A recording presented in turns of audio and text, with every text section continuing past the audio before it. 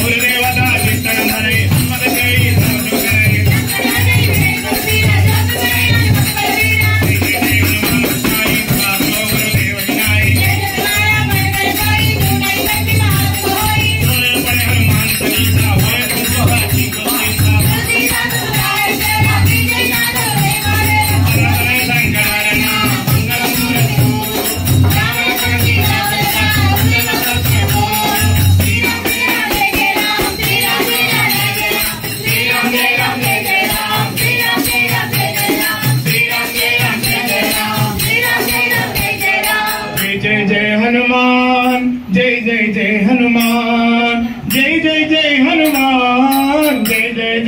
जय हनुमान ज्ञान गुण सागर जय कपीस तिहु लोक उजागर रामदूता तुलित बल ईश्वरांबा प्रियसुतं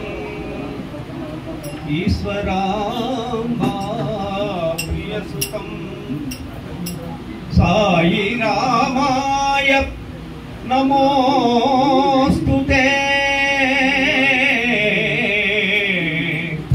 साई रामाय नमोस्तुते साई रामाय नमोस्तुते मनोजवं मारुततुल्यवेगं मनोजवं मारुततुल्यवेगं जितेन्द्रियं बुद्धिमतां वरिष्ठं वातात्मजं वानरयूथमुख्यं वातात्मजं वानरयूथमुख्यं श्रीरामदूतं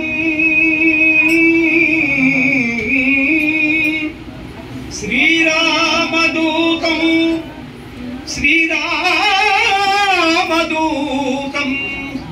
शिरसा नमामि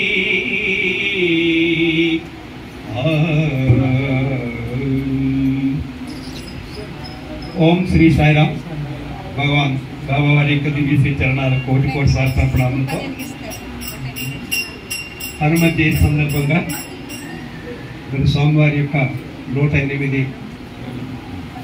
హనుమాన్ చాలీసా పారాయణ కలిగి ఎక్కడైతే భగవాన్ నామ సంకీర్తన జరుగుతుందో మరి అట్లాంటి హనుమత్ జయంతి సందర్భంగా 108 సార్లు వారిని స్తుతించుకునే అవకాశం మనకి ఇవాళ హనుమాన్ చాలీసా పారాయణ చేసుకునే అవకాశం. హనుమంతుడి గురించి స్వామివారు చెప్పినటువంటి 2 విషయాలు మాట్లాడి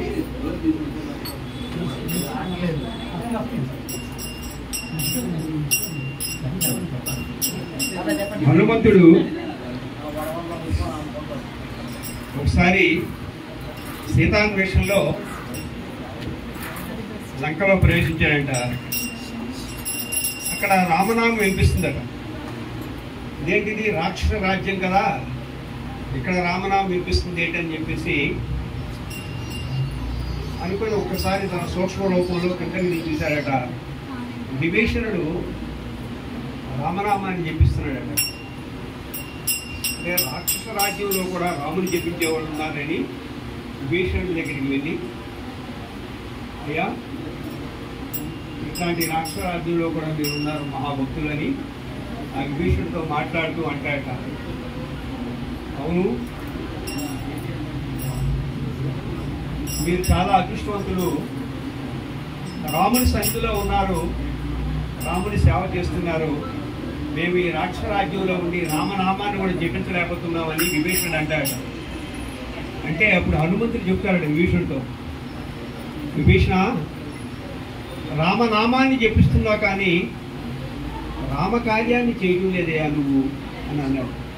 నేను ఏం చేయగలను హనుమా, ఇది రాక్షస రాజ్యం కదా, ఇక్కడ నేనేం చేయగలను అన్నాడు.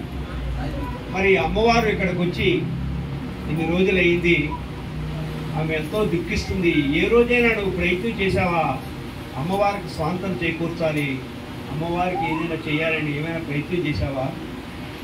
నువ్వు రామనామాన్ని జపిస్తున్నా కానీ రామకార్యంలో పాల్గొలేదు, అందుకే నీకు రాముడు దూరం అయ్యాడయ్యా అని అంటాను. ఓహో అలాగనైతే నేనేం చేయాలి? మరి ఆ అమ్మవారి తాలూకా శోక దుఃఖ నివృత్తికి నువ్వు ఏదైనా ప్రయత్నం చేయాలి కదా అని అంటాడు. అప్పుడు ఆ తర్వాత కాలంలో అన్నమైనటువంటి రావణాసురుణ్ణి రావణుని ఎదిరించి ఆమె భూదేవి ఆమె సీతామాతను విడిచిపెట్టాలి అని చెప్పి అంటే అప్పుడు హనుమంతుడు విభీషణుడు నానా దూషిస్తాడు. అప్పుడే విభీషణుడు రాముడి దగ్గరికి వెళ్తాడు. రాముడి దగ్గరికి వెళ్ళి శరణాగతి పొందుతాడు. అంటే రాక్షస రాజ్యంలో నుంచి వచ్చినటువంటి రాక్షసులు కూడా శరణాగతి ఇచ్చినటువంటి రాముడు. మరి అట్లాంటి హనుమంతుడు మనకు, అందుకే మనం ప్రశాంతి నిలయంలో ప్రవేశించగానే మనకు మొట్టమొదటి కనిపించేటువంటి దేవుడు ఎవరంటే అభయహస్తంతో మనకు హనుమంతుడు కనిపిస్తాడంటే హనుమంతుడు లాంటి సేవకులుగా మీరు తయారవ్వాలి.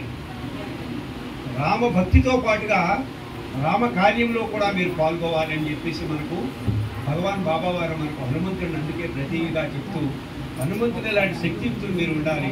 హనుమంతులా మీరు యొక్క గుణాలు పెంచుకోవాలి. గుణవానేవ శోభతే అంటారు. అంటే గుణవంతులు ఎప్పుడు కూడా శోభిస్తారట. మనకి ఎన్ని ఉన్నా సరే, ఎంత పరాక్రమం ఉన్నా, ఎంత విద్య ఉన్నా, ఎంత ఉన్నా సరే గుణవంతులు శోభిస్తారు. హనుమంతుడు బలవంతుడే కాదు, గుణవంతుడు కూడా. రాముడు మొట్టమొదటి కలయికుడు అంటాడు, లక్ష్మణ ఈయన సామాన్యుడు కాదయ్యా, ఈయన నవక వ్యాకరణ పండితుడు, ఈయన మాటల్లో చూస్తే చాలా విద్వత్తు కనిపిస్తుంది అని మొట్టమొదటి పరిచయంలోనే హనుమంతుడిని కోరుతాడు రాముడు. అట్లాంటి హనుమంతుడు రామనామస్మరణే కాదు, రామనామస్మరణతో రామసేవలో కూడా పాల్గొన్నాడు. మరి అట్లాంటి హనుమంతుని 24 గంటల ఆదరించినటువంటి తులసీదాస్ ఆయన ఒకసారి అనేక సార్లు నేను మహిమలు చేస్తూ ఉంటే అక్కడ ఉన్నటువంటి బాదుషా వింటాడు, తులసీదాస్ అనేక మహిమలు చేస్తున్నాడట అని తన కొలులో తీసుకొస్తాడు. తీసుకొచ్చి అయ్యా నువ్వు అనేక మహిమలు చేసావట, ఇక్కడ నీ మహిమ చూపించు అంటాడు. నేనేం మహిమలు చేయలేదే. అయ్యో నువ్వు చనిపోయిన వాళ్ళు కూడా బ్రతికించావట అంటాడు. నేనేం అట్లా చేయలేదు అంటాడు తులసీదాస్. అంటే ఒకసారి ఒక సంఘటన జరుగుతుంది. ఆ తులసీదాసు తన కుటీరంలో ఉంటుండగా ఒక స్త్రీ ఏడ్చుకుంటూ వస్తారు. Thank